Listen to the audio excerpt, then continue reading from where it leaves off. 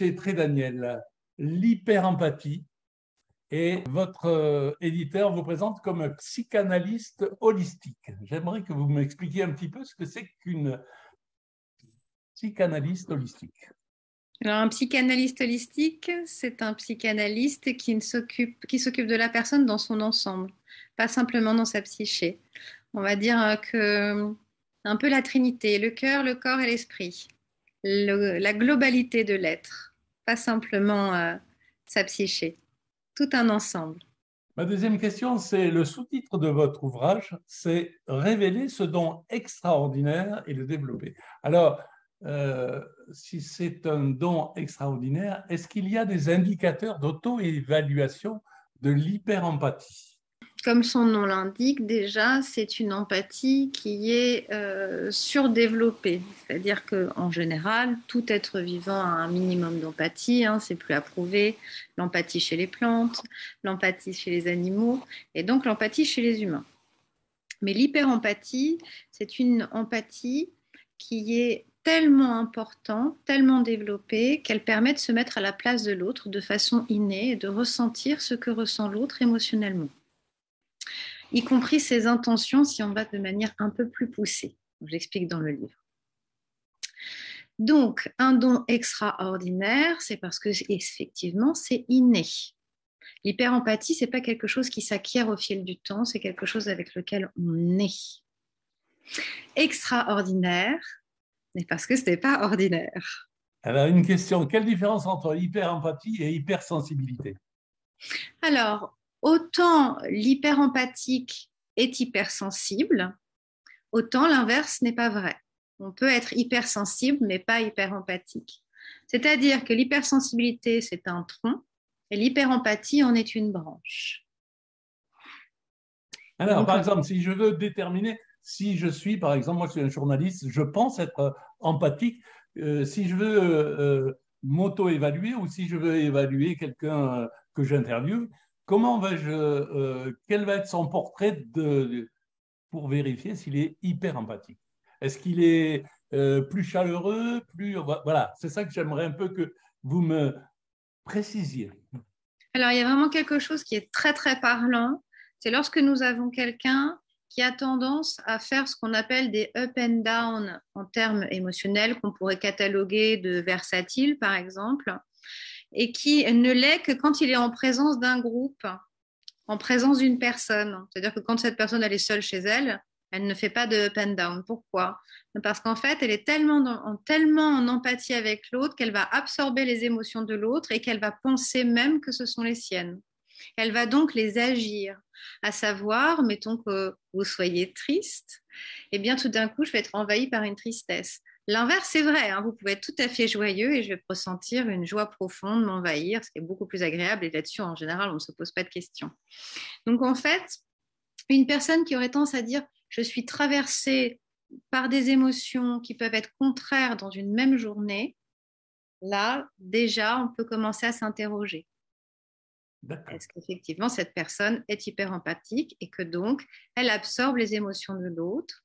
Et il va y avoir ensuite tout un travail d'apprendre à se dissocier des émotions qui ne sont pas les siennes. Ce qui va permettre d'avoir accès à l'autre tout en étant lucide et donc d'en faire quelque chose.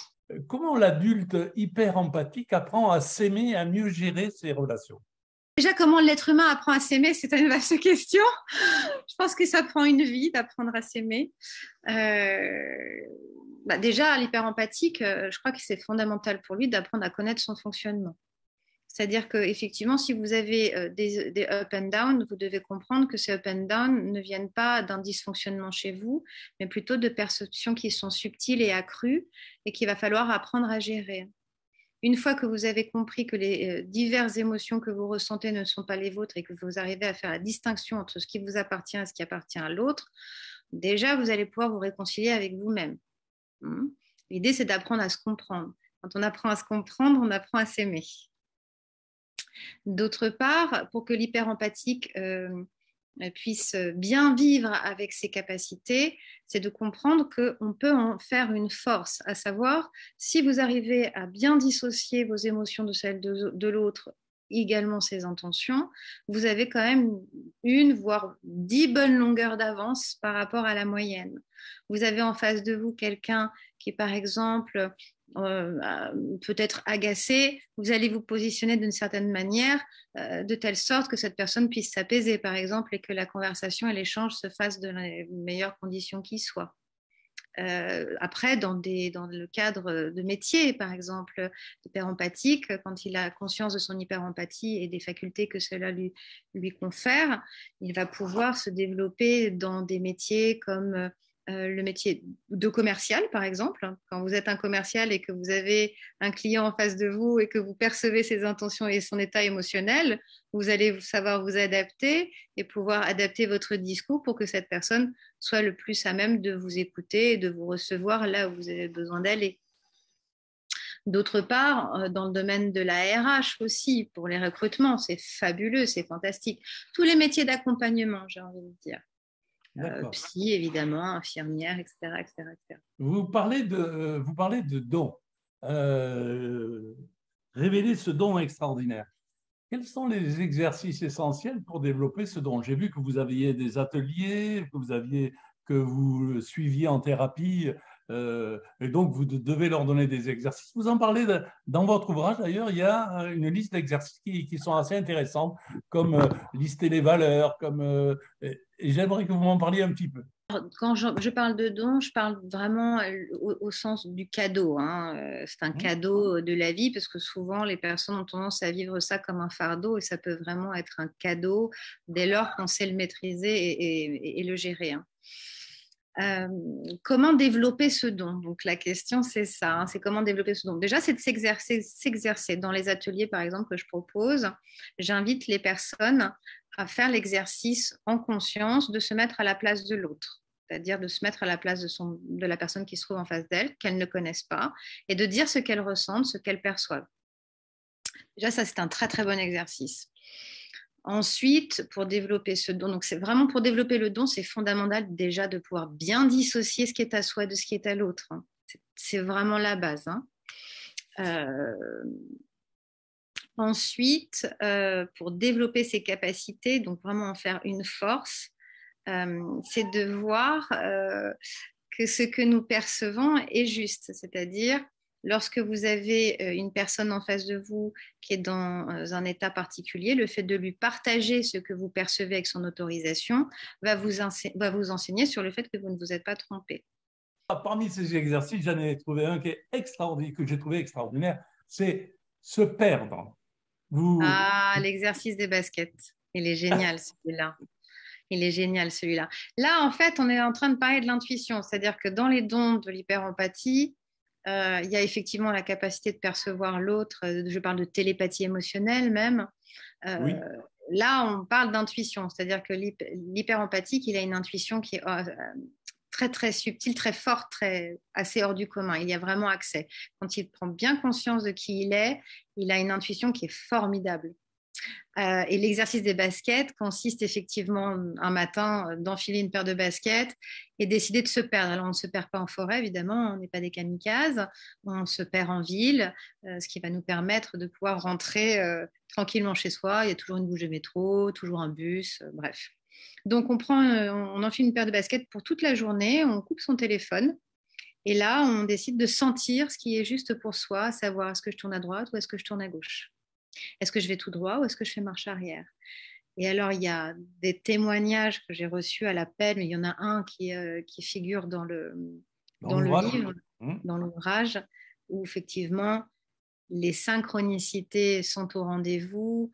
On arrive à des endroits qui sont très surprenants parce qu'ils répondent à des demandes, à des questions parfois qui sont très personnelles, très intimes.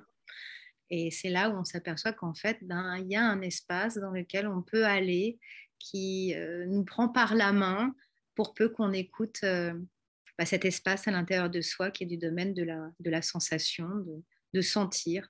Alors, je ne sais pas avec quoi on est en empathie à ce moment-là. Peut-être, je ne sais pas, une partie quelque chose d'invisible. Allez savoir, mais en tout cas, ce qui est sûr, des résultats assez spectaculaires. Une partie de votre ouvrage qui est vraiment originale, c'est la rencontre avec les lieux, le monde végétal et le monde animal. Quelles sont vos remarques et suggestions en ce qui concerne ces rencontres?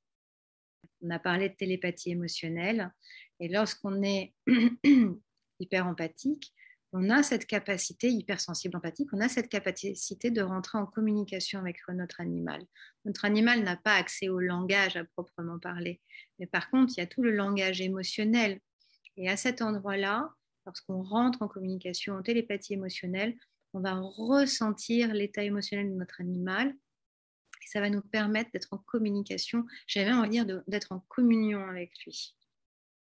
Et ça, c'est après, il y a toute la théorie, mais il faut éprouver ce que l'on sait, vivre l'expérience, ne serait-ce que d'essayer, voir ce qui se passe. Si j'étais à la place de mon chat, qu'est-ce que je ressentirais? Qu'est-ce qui se passerait pour moi? À quel endroit je suis? De quoi j'ai besoin? De quoi je manque? Si j'étais à la place de ce cheval, si j'étais même ce cheval, et si je rentrais à l'intérieur de ce cheval, qu'est-ce qui se passe pour moi? Qu'est-ce que je ressens? Qu'est-ce que je sens? Et on peut aller tellement loin qu'on peut même en sentir certaines douleurs physiques et se dire, tiens, il y a peut-être quelque chose qui ne se passe pas bien au niveau de l'épaule, etc., etc. Ça, c'est vraiment très, très puissant, très fort. Et encore une fois, il faut se faire confiance parce que souvent, les gens ont tendance à dire, mais est-ce que c'est pas dans ma tête? Est-ce que c'est pas moi? Et quand on se pose cette question-là, c'est qu'on a du mal à faire la distinction entre ce qui m'appartient et ce qui appartient à l'autre. Quand on a bien fait cette distinction, on s'aperçoit que quand on sort de l'animal, quand on fait l'exercice d'être à la place de l'animal et qu'on sort de l'animal, on ressent plus soit la douleur, soit cet état peut-être de grâce, de joie ou de contrariété. Les émotions sont diverses et variées.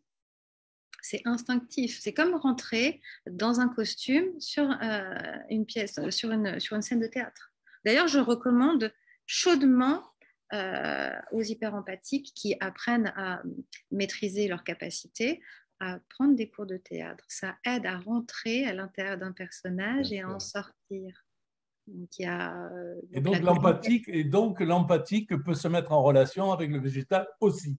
Quand on parle, on dit oui, mais quand je parle à mes plantes, elles fleurissent beaucoup mieux, etc. Bien évidemment, la parole, mais la parole, c'est de l'énergie, c'est de l'intention. Le mot en lui-même, il ne dit pas grand-chose. Mais par contre, ce qui porte le mot, ce qui fait corps au mot, c'est toute l'intention et l'énergie émotionnelle dans laquelle on est et qu'on transmet à la plante. Et on peut se mettre à la place de la plante.